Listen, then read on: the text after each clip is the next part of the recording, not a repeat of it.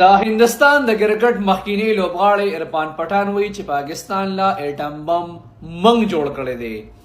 عرفان پټان ویلي دي چې پاکستان لا اټم بم کم کس جوړ کړی دی. د هغه نوم ډاکټر عبدالقدیر خان دی او ډاکټر عبدالقدیر خان زما د پلار د تر زوی دی او د پاکستان جوړېدو نه مخکې موږ یو ځای اوسېدو، موږ ګاونډیان هم او د پاکستان جوړېدو نه پس بیا د ډاکټر عبدالقدیر خان پلار چې کوم دی پاکستان ته شفت شو او موږ دلته هندستان کې پاتې شو او د هغې نه پس چې کوم دی په ډاکټر عبدالقدیر خان باندې تعلیم وکړو او د هغه نه یو ډېر لوی د ساینس سټوډنټ ووته او بیا ساینټسټ شو او بیا د پاکستان لپاره د اټم بم نقشه جوړه کړه او اټم بم تیار شو. نو د دې کریډټ زمونږ خاندان ته ځي چې دا ورله موږ جوړ کړی دی.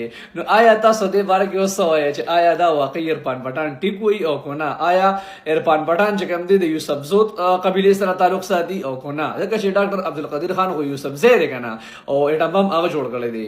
نو عرفان پټان یوسفزی دی که نه دروغ وایي؟ دا راته تاسو په کمنټس کې ووایئ.